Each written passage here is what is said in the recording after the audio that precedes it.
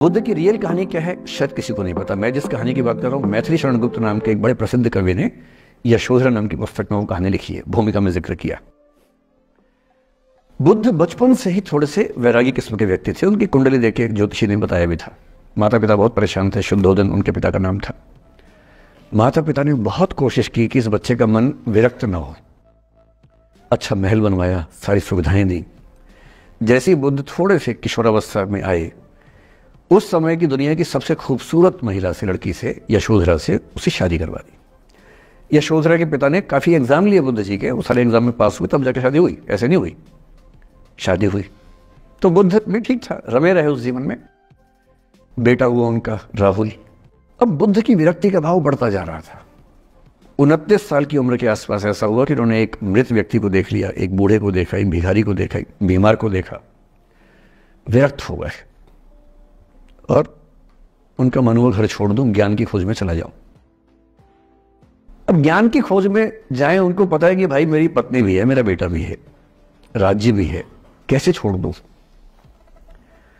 छोड़ना जरूरी है। अंदर की आवाज है कि छोड़ो, तुम इस चीज के नहीं बने हो, तुम्हारा स्वधर्म कुछ और है।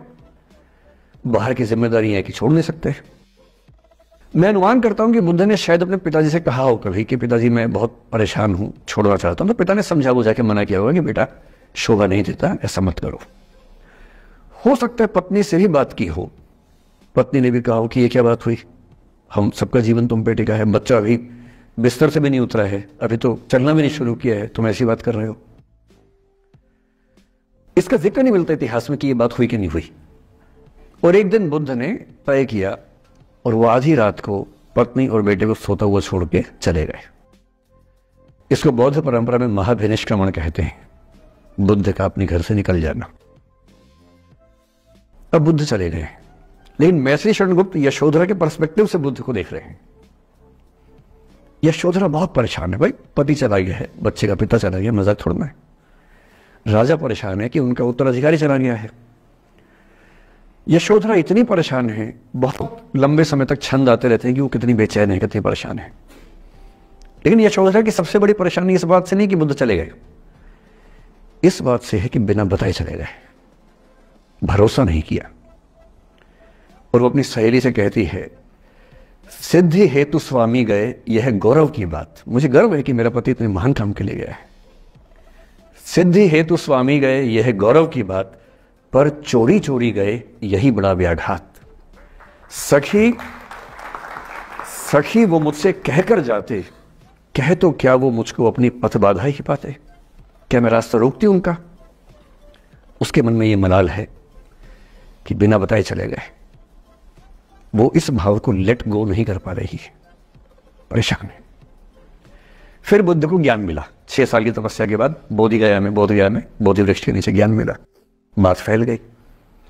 जो 5 शिष्य बुद्ध को छोड़ के भाग गए थे उनके बुरे वक्त में, उन्हीं 5 को बुद्ध ने सबसे पहले ज्ञान दिया सारनाथ में, जिसको धर्म चक्र प्रवर्तन कहते हैं। बुद्ध की ख्याति बढ़ने लगी। शुद्धोदन ने बुद्ध के पास, अपने बेटे के पास कई लोगों को भेजा ये कहने के लिए कि भाई यहां भी तो आओ, हमसे भी तो मिलो।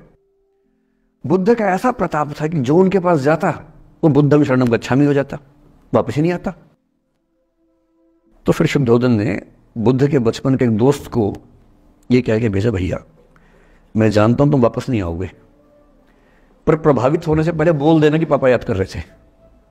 तो वो गया, उससे वायदा निभाया, हो तो गया, बुद्ध के संग में दीक्षित हो गया, पर वायदा निभा दिया।